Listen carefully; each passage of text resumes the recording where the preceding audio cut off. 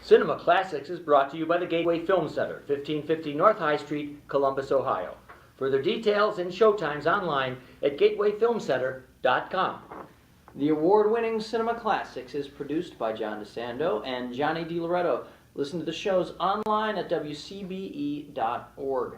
I'm John DeSando. And I'm Johnny DiLoretto. And this is Cinema Classics. We're at the Gateway Film Center as per usual. Right. We're going to talk about... Well, we're talking about a man who found a character that every man would want to be. Let me open with this. This is a quote I would like tattooed on my person somewhere sometime. I won't be wronged, I won't be insulted, and I won't be laid a hand on. I don't do these things to other people, and I require the same of them. Of course, when you're 6'7" and 300 pounds, not many people are going to lay a hand on you. Yeah. And that's our man, the Duke. John Wayne. Yeah. Duke Morrison. He Yeah. liked to be called Duke Morrison because his name was Marion Morrison. Right.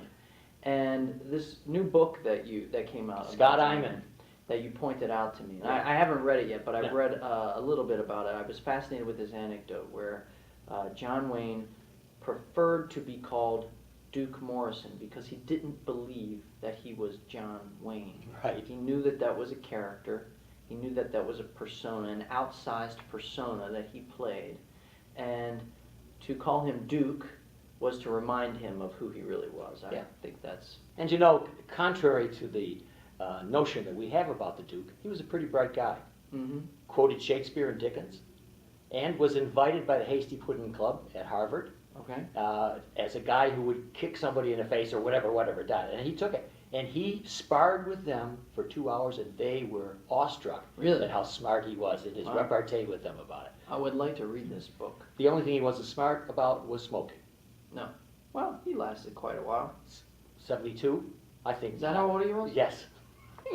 Anyway. Well, right. back in 1970 years, those Well, were what do you figure? He got one Academy Award, right? 1969.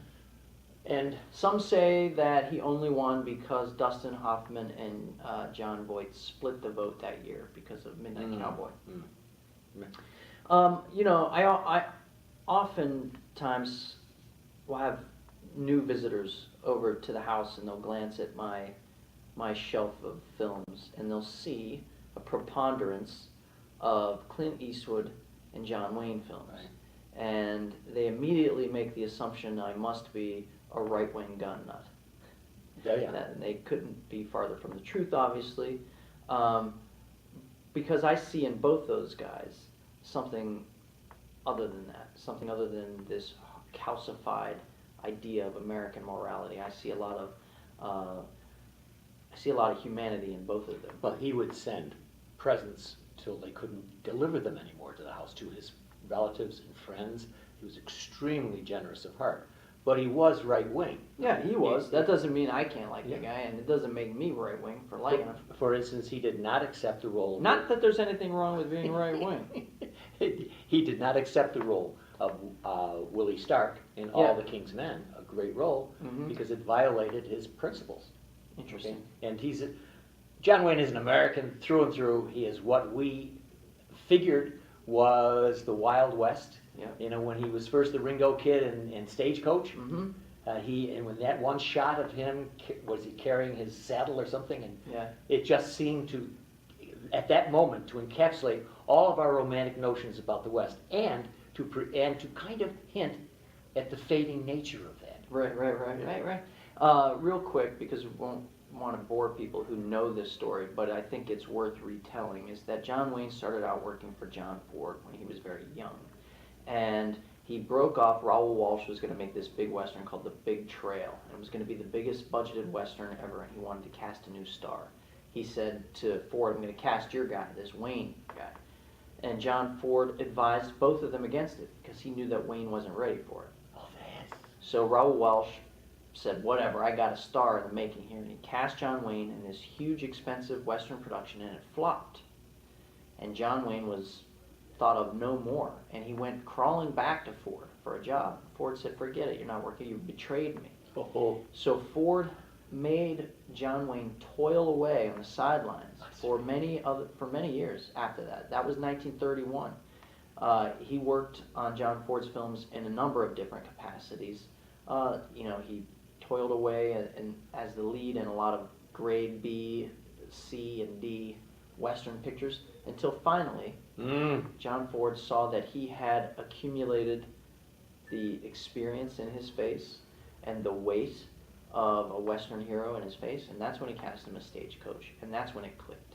and led him up to his greatest role, I believe, of all time. Was it not John Ford, too, The Searchers. in The Searchers? Yeah, it is. We talk about a complex role. Right. I think the 1-2 punch of Red River and The Searchers and Fort Apache. Let's make that Okay. a 1-2-3 punch. Oh, okay. Those three films for me stand as an argument against anyone who would try to minimize John Wayne's ability to act or to otherwise reduce his screen persona to the one-note John Wayne cliche. He was not that guy. He oftentimes played either brittle characters. In fact, he played a guy named Nathan Brittle. He played guys who were maybe off a little bit, a little hardened, but not immobile. The Searchers is a beautiful film, and so is Red River. I mean, Red River, he plays a man going slowly insane. It's a great performance. Sure. And as you talk about John Ford, not quite as big a name as John Wayne, but Mhm. certainly for directors, you and I would pull up his name among the top 5. Sure.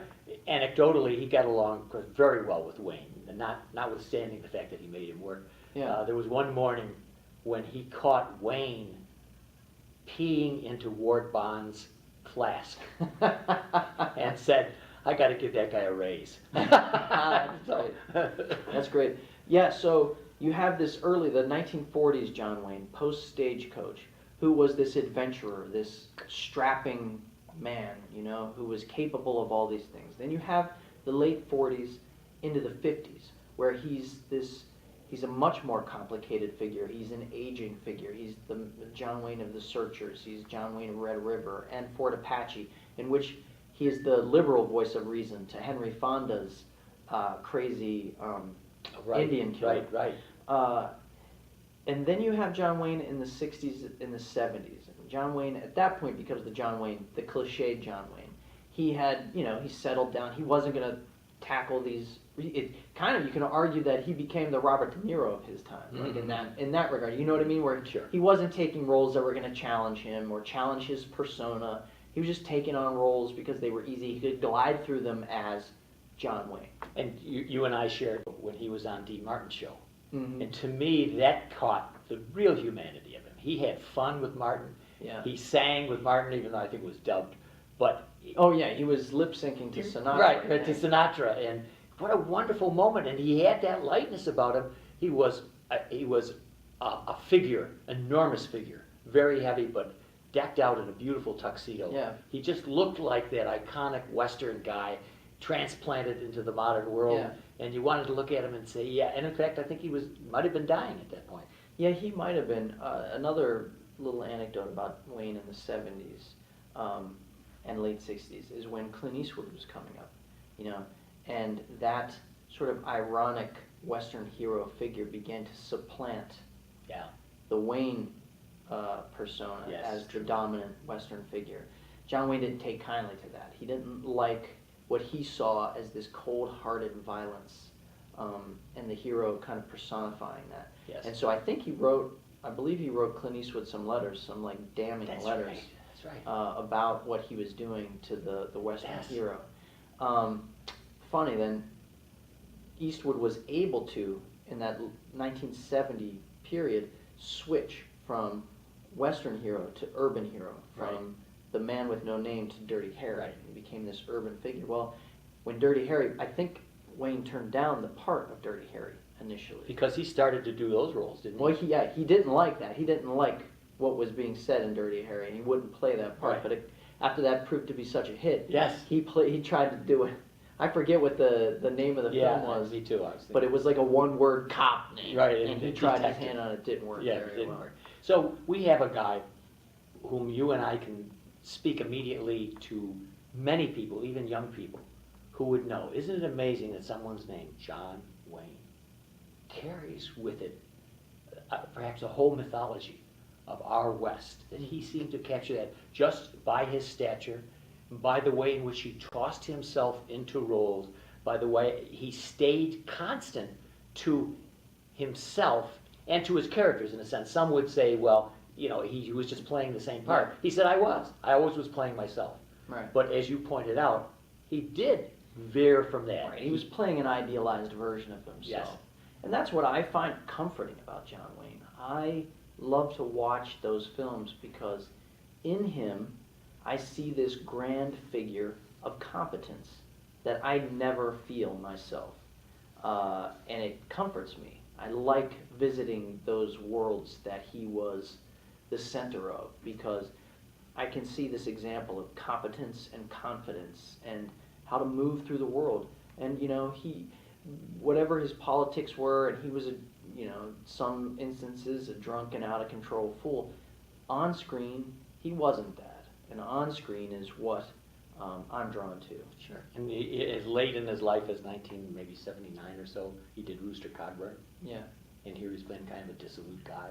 Mhm. And it was different from that Yeah. heroic vision that we saw. Well, The Shootist is that, right? I mean, that's Yeah, his that's swan right. song. That's Don Siegel's The Shootist. I think that's 1976, co-starring Jimmy Stewart, and they co-starred together in The Man Who Shot Liberty Valance. Also, a very interesting film for both Wayne and Stewart. Yeah.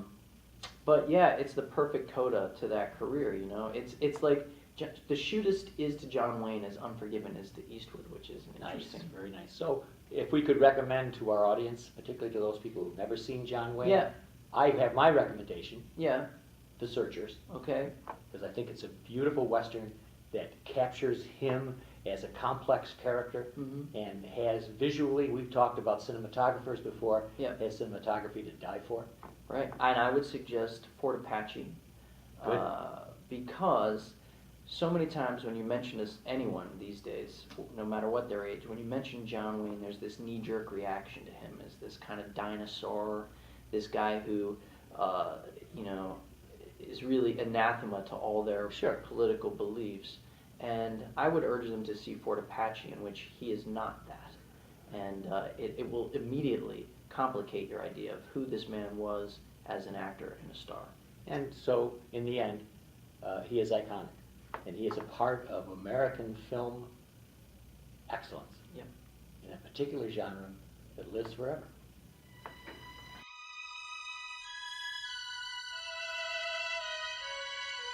We